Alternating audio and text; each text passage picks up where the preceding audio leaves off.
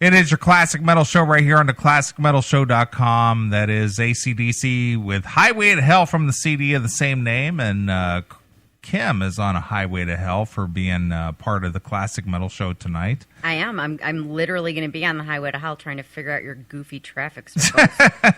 Nice. Yeah, you got about a 90-minute drive home. Yes, I do. Yeah, but you seem to be in good shape. So yeah, I think you'll be fine. I'm good. But this last segment of the show, I just kind of wanted to get your thoughts on a few things. As I'm sure you're aware, AC/DC is working on a new release, or I guess it's done already. I guess it's already recorded. Yeah. But founding member of AC/DC, Malcolm Young, has... They weren't real clear as to his ailment. I think he suffered a stroke. Wow. And he's out of the lineup. I don't really foresee him coming back. Yeah. And I guess his nephew is kind of filling his shoes, as it were. Uh-huh. And, I guess I want to talk about the bands who carry on after some of the key members have, either left the band or no longer can perform, or there's a bad breakup, or I want to get your thoughts on this because I'm sure you have some favorite bands that aren't intact with the original lineup. Give me some of the bands that you're aware of that are not with the original lineup that might be a favorite of yours personally, that you still accept them as the same band that they were when you became a fan of them. Good question. Crew's always been my favorite band. So, they split up. I dug Karabi. They took Vince back. Now they've supposedly done their farewell tour. So we'll see if that's truly a farewell or not. I'm a Kiss fan. I know, some people are not gonna dig that. I mean, I'm fine with the lineup as it is right now. I didn't have any... I didn't necessarily have a problem when they changed out. So you didn't have a personal affection for any specific member of that band? No. That would cause you to say, man, I can't believe Peter Criss is not in the band anymore because without Peter Criss, they can't be Kiss, No, and I guess because while I'm a Kiss fan, I guess they, maybe not in my top 5 or necessarily. Okay, in my top so they're not a big they're not a passion for you. Yeah, Metallica is a great example. Okay. I mean, I'm still a Metallica fan, and look at how many times that lineup has changed. And I'm sure there are people. I was young. I was in junior high when Cliff Burton passed away, so it was a little bit challenging for me to be at 12 or 13 years old be like oh my god, the band can't go on without Cliff. So right. I was a little young to have an opinion at that time. Sure. But I think as far as it goes, when a band member passes away, I can see where that can be a difficult decision, and really I think it's more up to the band than it's up to us. I think in any situation, I think in a situation where a band member passes away, I think most likely they would probably, want their bandmates to carry on. So I can see where sometimes, maybe it's just too painful. It's not the same. I know, in town this weekend, Riot Fest is going on, and I know Slayer just played last night. And so, they're out without, Jeff, since Jeff passed away. And so, and that's, that's another, and I was actually a little surprised. I thought, I have some really diehard Slayer fan friends, and I thought that they would be a lot more passionate about, seeing Slayer after Jeff, and they actually haven't been. They're just so excited. It's just fucking Slayer, and that's pretty much all that matters. The thing is again, and it's funny that you bring that up because Slayer without Jeff Hanneman is a big deal, really, because he is a principal founding member, songwriter, obviously trademark guitarist, sure. etc. But for the average fan, not the diehard, but the average, all they identify with is the name. And you even did it, which is really funny because this goes back to something that we kind of joke about with like Eric Braverman when we ever have him on, that you did it, you kind of mocked it a little bit with the whole Slayer, people yelling out Slayer that maybe aren't diehard fans, but they know the name and it sounds cool to say it, but are they really into the band that much, into the individual players or the music or anything? But do they know or do they just know the name Slayer to yell it out and it sounds like, yeah, man, I'm badass, it's Slayer. Yeah, I don't think anybody ever got their ass kicked for saying they were a Slayer fan. Exactly. So it's easy to get on that, on that bandwagon. Sure. But, without Jeff Hanneman, the band continues on with Gary Holt of Exodus filling in for him. And, Chris and I have had this discussion on the show in various forms over the years about when does a band cease being a band? I mean, because you've got bands like, say, not Metallica, but Megadeth. Dave Mustaine continued on as Megadeth when Dave Ellefson, left the band, and they've had a revolving door of musicians over their last 30 years, and people still accept them as Megadeth as long as Dave Mustaine is involved. Well, yeah, and I think that probably maybe holds true of any band. I mean, at least in the court of popular opinion, as it were. I mean, any fan that is, a true diehard, ride or die fan of a band is probably, definitely going to feel something as, more and more of the original members leave the band for whatever reason. But it seems so commonplace now. I mean,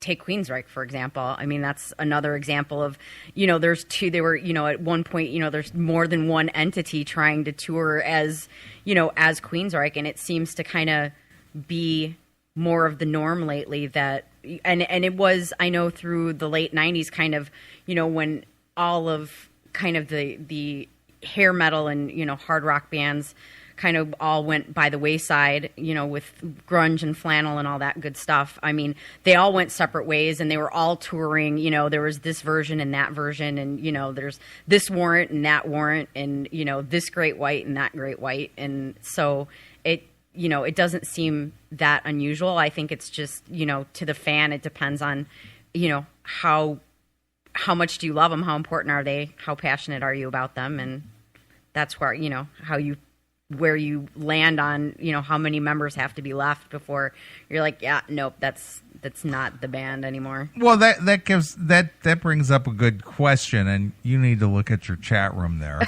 because Demon's got a photo in there that is just so wrong on so many levels. Did you happen to see that? The employees? No. Well, yeah, above that. Above it? Two above that.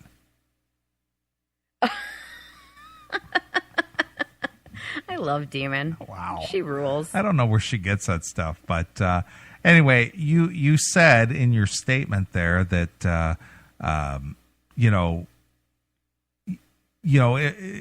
there's so many bands out there that have such longevity that it's inevitable that they're going to have a personnel change. One of the very few bands out there that have not, well, I can't say that they have not, but let's just say that they currently are with their original lineup is Aerosmith. Mm-hmm. But they did at one point have some membership changes when they were faltering back in the late 70s, early 80s. But they're one of the very few bands that have been around 40 years that have the original lineup. But would you accept a Led Zeppelin lineup with Jimmy Page, Jason Bonham filling in for John Bonham, who obviously can't come back, and John Paul Jones with another singer. Would you accept that as Led Zeppelin? Wow. Personally? Yeah. I'm asking your personal opinion. It would depend on how much the singer sounded like Robert Plant. Okay, so the singer has to mimic Robert Plant. Well, look at Journey. I'm going to get there. I'm just asking your opinion on Led Zeppelin. So as long as the singer mimics Robert Plant, unlike John Corabi did not mimic. No, not at all. Vince Neil, would you accept that as Led Zeppelin? I personally would accept it just because I would never have the opportunity to see, I never would have the opportunity to see the original Led Zeppelin lineup. So to me, it would be the closest experiences I could get to actually, having been born early enough to actually see them live. Now you take it's a band by band call. Well, really. okay, so that's that's kind of where I'm going with this. It's a band by band situation. Yeah. It's not a fast and hard rule for all bands, because I got to see Plant and Page back in '96, and that was as close to Led Zeppelin as you were going to get. Yeah. Granted, John Paul Jones was not part of that lineup, but they performed the Zeppelin songs, and it was. And Chris and I have had this discussion on the show, and I don't want to rehash it, but the only reason I want to do this is because, I have a female here that, girls have a different take on music than a lot of guys do, I think. And so for me personally, even though it did not have John Paul Jones or have, say, like a Jason Bonham filling in for his father, it was as close to Zeppelin as you were going to get to see Plant and Page do their tour. Now, prior to that tour, and one of the main things that I think personally that caused Robert Plant to work with Jimmy Page again was that Jimmy Page was working with David Coverdale, and they did the Coverdale Page thing. Yeah. And they were doing Zeppelin songs, and David Coverdale looks like Robert Plant. It's got the long curly hair and sort of has that same vocal raspy bluesy style.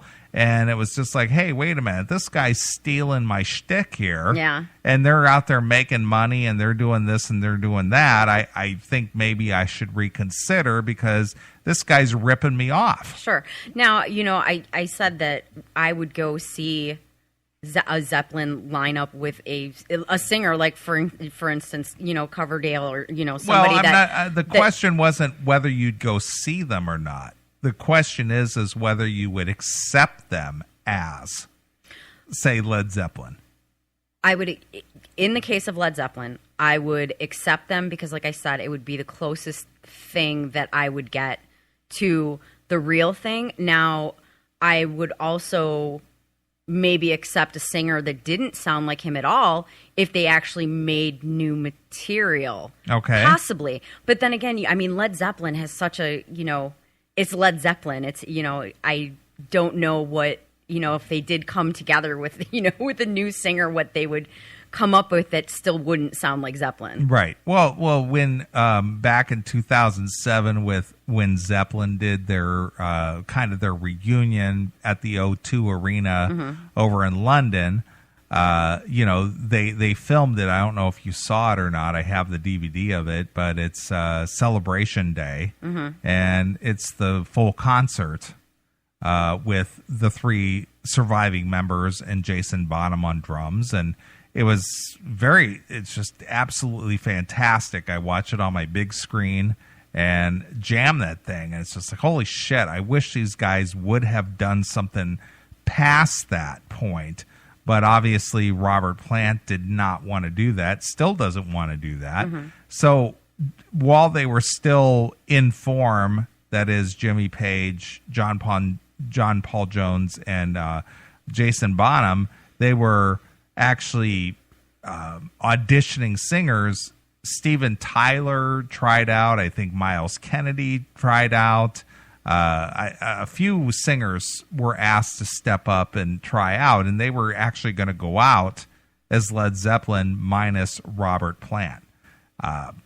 In your opinion, would you have accepted that as I'm going to go see Led Zeppelin, or I'm going to go see a band containing some Led Zeppelin members doing some Led Zeppelin songs? Yeah, I would probably think the latter. Sure. I would think that I would understand and recognize that I wasn't going to see Led Zeppelin, but the closest thing to Led Zeppelin that I was going to ever get live. Mm-hmm. But I mean, you look at some of the older bands, like you say, some of the bands that hit home for me, Maiden. Yeah.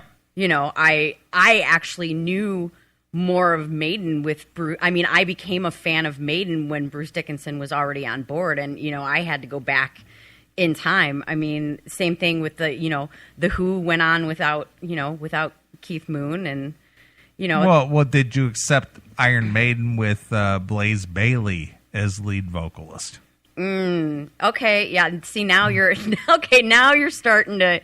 Well, but see, it's all subjective. That's why I brought this up, because I want your thoughts on it. Because Chris and I bandy this stuff about every week or every other week or whenever the subject comes up, but we never get a girl's perspective from this. So, for you personally, since you're a Maiden fan, did you accept Iron Maiden as Iron Maiden with Blaze Bayley on lead vocal?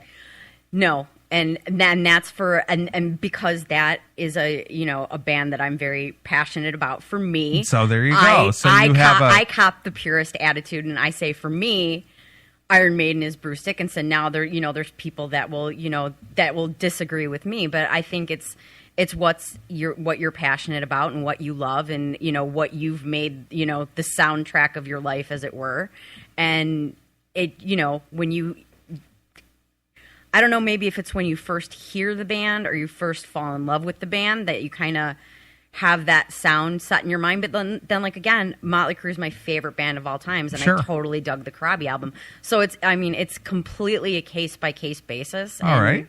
Well, how about the band Wasp? Are you a Wasp fan? Somewhat, not I'm not enough to say that I can really talk the talk of a Wasp fan. Okay, but. well, there were, and Chris and I have had this discussion on the show that more often than not, when it comes to bands, it always boils down to the vocalist and the guitarist as far as the key members are concerned. If you lose one or the other, it seems like that's where the big consternation among fans come. And I'll mention, one of my favorite bands, Dokken. It always boils down to Don Dokken and George Lynch.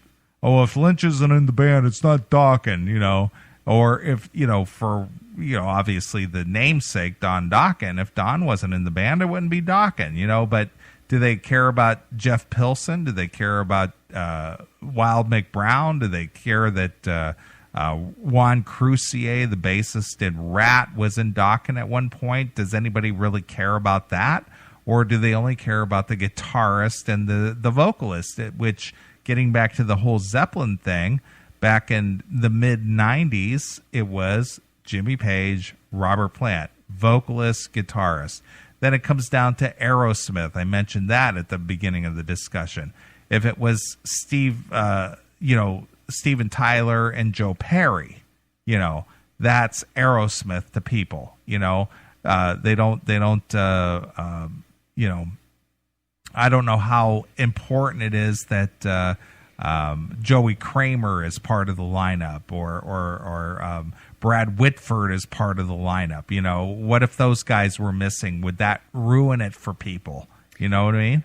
Well, a lot of, in the bands you mentioned, it makes a lot of sense. In those situations, the vocalist and the guitarist really almost kind of make up the, the DNA, the fingerprint, whatever makes the band, instantly recognizable of, oh yeah, that's that band. But now I'll give you, I'll bring up my band again and talk about Crew. To me, Crew was never Vince Neil and Mick Mars. For me, Crew has always been Nikki and Tommy. So again, it's maybe it comes down to some of the personality, and maybe you just, I don't know, maybe, I mean, obviously the vocalists need to kind of have a larger than life persona. Sure. But maybe that's, kind of what it comes down to as well is, it's usually the vocalist and the guitarist that are, sometimes running around the stage more than anybody, or they have the bigger personalities than anybody else in the band. And that's maybe how you relate. That's how you connect with the band, is not only through the sound, but also through the personality, and the personality would have something to do with it too. Right. Well, you mentioned that there's a couple of versions of different bands running around, and for a little while there was two Great Whites. I don't know if you're a Great White fan, but obviously Jack Russell has moved on with his version of Great White, and Mark Kendall has moved on with his version of Great White, with Terry Ilowis of XYZ filling the vocal spot now. So for you personally, are you a Great White fan? I am a Great White fan. Okay. Again, not huge. I don't know everything. Well, not a diehard, but are you a fan, though? Yes. Okay, so if you had a choice of seeing the Jack Russell version or the Mark Kendall version with Terry Ilowis singing, which one would you choose if you could only go to one show or the other? Probably just because I'm not a super fan, I would probably go to Jack's version, just because I feel that I would hear more of what I loved in the, what I liked in the original band. So the vocalist in that case defines what it is about the band that you like. And that's probably really not very fair, because, a lot of times the vocalist may not be the creative force behind the music at all, but they delivered it to your ears exactly to where it meant something to you, or it attracted you to it to begin with, or whatever the case may be. Exactly. So it just, what it comes down to is, how much do I really love the band? How much am I into the band? Sure. How much do I know about the band? Because the more I know about them, regardless of, if every band member went a different way, if I really love the band, I know the creative forces, I know who's writing the songs, I know who created that sound I fell in love with. That's who I'm more likely to gravitate to. Sure. Absolutely. Well, let's see. How about, you mentioned Journey? Okay, obviously Steve Perry left the band in '96, so it's almost been 20 years already, believe it or not. Yeah. But they've had two or three vocalists since him. They had Steve Augeri, and they've got Arnel Pineda, and they had Jeff Scott Soto step in for a while. Currently they have Arnel Pineda, who is very similar, very close to a Steve Perry. What's your thoughts on that? Again, I think maybe, I'm sure there's plenty of people out there that, connected with Steve Perry and were done as soon as Steve was out. But I know, I've caught him on, Palladia or whatever, and I thought, wow, they put on a good show. I think they were actually in town. Yeah, they were at the Horseshoe last Thursday. Yeah, I remember hearing about it on the radio. Now, again, for me, that's a situation that if I wanted to go see them, I'm okay with the lineup that they have right now, because it wasn't necessarily a band that I made a super huge personal connection with. So to me, it's kind of, it sounds like Old Journey. It sounds close enough. It sounds close appreciate. enough, exactly. I got it. Hail and Kill Caller, you're on the air. See, Neeley, you're trying to apply some kind of blanket standard to the whole thing, when really, as Kim said, it's totally case by case. Well, that's my point. I was looking for her opinion more than trying to define something specifically that would fit every situation. I more or less was looking for her thoughts on it as just a music fan, not to define it for everybody. Okay, how about this one? L.A. Guns. everybody, pretty much everybody admits that Tracy Guns was kind of the driving force behind the band, right? Yeah, but see, for me personally, I love L.A. Guns, but without Phil Lewis, it's not L.A. Guns. And when there were two different versions of L.A. Guns, almost all the reviews said that Tracy's version sucked. It did suck because number one, he didn't have a singer that sounded anything like Phil Lewis, and he even went with that train wreck Paul Black for a while. Yeah, and he even went with a girl at some point. Ew. Yeah, for a few months. Well, I mean, there's you can't have a girl fill in and try to sound like Phil Lewis. But you sound a lot like me in that you're saying that Tracy's version sucked because the singer didn't sound like L.A. Guns. But you're passionate about it, clearly. Yeah, because I really enjoy L.A. Guns. Yeah. I like them a lot. Meanwhile, at the same time, Stacey Blades didn't play like Tracy did. No, but he did. His style was different. Sure, and he did a good enough job to where he pulled it off, though. Sure. And I got to know them on a personal level, so that kind of plays into it for me. But I don't know how it plays into it for a fan of the band who doesn't know the guys. But over the last 20 years, I got to know them on a personal level. Sure.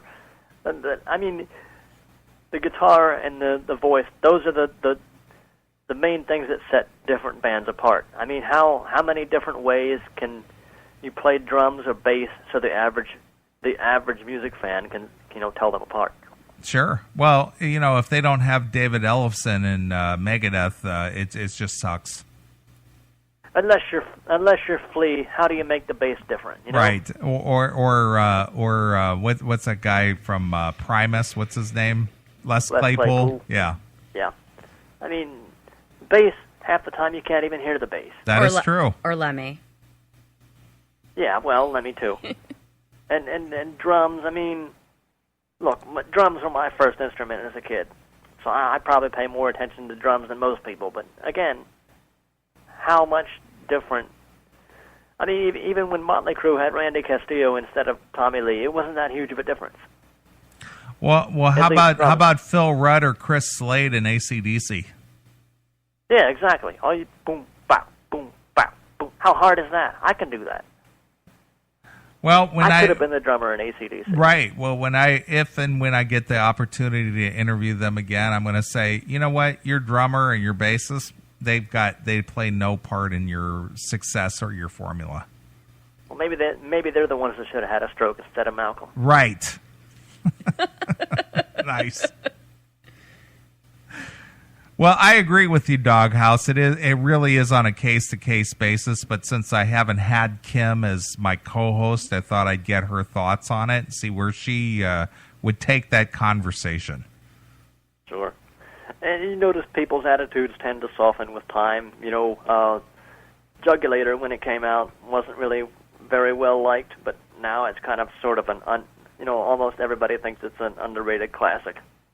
Yeah, it was definitely a very hard hitting record for Judas Priest. I mean, a lot of their stuff prior to that with Rob Halford was more melodic, and this was just in your face, just a full out metal record. It makes you wonder how it would have fared if Halford was on it, because I mean, listening to that first Fight album, I mean, Halford was kind of going in a similar direction anyway. Mm-hmm. So it makes you wonder if they would have made the same album if Halford stayed on or not. Well, I know that Tim... It became more of a lightning rod because Halford wasn't there. Right. Well, I know Tim didn't have a lot of input as far as the music went, so he just basically did what they did in the Rockstar movie. He came in and sang the lyrics as they told him to do it. Sure. But he kind of became the magnet for the blame when people didn't like it. That's right, too. Scapegoat. Absolutely. So he walked off and became a acoustic singer in a coffee shop. Or something. Yeah. He went from one megalomaniac guitarist to the other. Exactly. From Malmsteen to Schaefer, or vice versa. Exactly. Just like he's like the more metal version of that fucking Joe Lynn Turner. I like Joe Lynn Turner. Talk about a glutton for punishment. Nice. Well, I like Blackmore to Malmsteen to... Was he ever in Schenker's band? I don't. If he wasn't, he should be. Right. He'd fit right in there. Sure. Fuck him. All right. Hail and kill. Fuck you, pal. All right. Well, there goes the doghouse. All right, Kim. Any final words here? We're going to wrap up the show. I had an awesome time. It went by quick, right? Yeah. Thanks to the CMS family, especially in chat, for putting up with me. Right. Would you play that penis guitar in the chat room there? I love Demon. She rules the universe. I don't know where she gets her pictures from. She's working on a whole different internet than I even have access to. Yeah, I know. I couldn't even begin to fathom where those. Like, what do you type into Google to get a picture of that guitar? Get me a penis guitar. Exactly. Yeah, no doubt.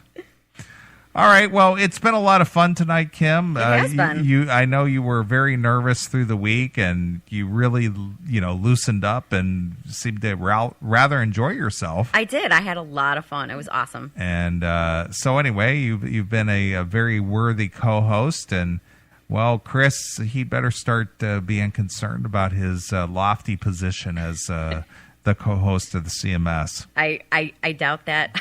I doubt that very much, but I appreciate it. No, I had a blast. Thanks for having me. Good. Well, we'll have you back again, I'm sure. Awesome. I'm down. All right. Well, anyway, Kim, since you are the co-host, the honorary co-host this evening, I will let you pick a closing song. You got something that we should close out with? Let's do Danzig, She Rides. Danzig, huh? Yep. All right. And why? Because of your ride home? Yes, exactly. All right. Let me see if I got that here real quick. I will pull it up here and see what I got here. So, anyway, any critique on the CMS? No. I love you guys. You're untouchable. Oh, untouchable, really? Well, that's high praise. All right. Well, I'm not really sure what's going on next week. Mr. Aiken is always the one on top of the scheduling, and so I can't tell you what we got going on next week. But it's been a blast while Chris has been away, and yeah, I hope he's still conscious. Maybe. All right. And anyway, I've enjoyed having Kim in the studio, and I've enjoyed everybody in the Classic Metal Show chat room and so on and so forth, all the good phone calls, etc. So for Kim, we're going to close the show out with some Danzig, She Rides. And Kim's going to get in her Boss 302 and ride on home to the west side. West side? Exactly. All right, well, I'm going to get out of here. I don't know what's happening next Saturday, but we will be back next Saturday. We will do this thing all over again. So I want to thank my good friend Kim from Chicago for being part of the show tonight. And we're going to get out of here with some Danzig with She Rides. So until next Saturday night, this is Neeley along with my very good friend Kim in Chicago. And we're out of here. Night.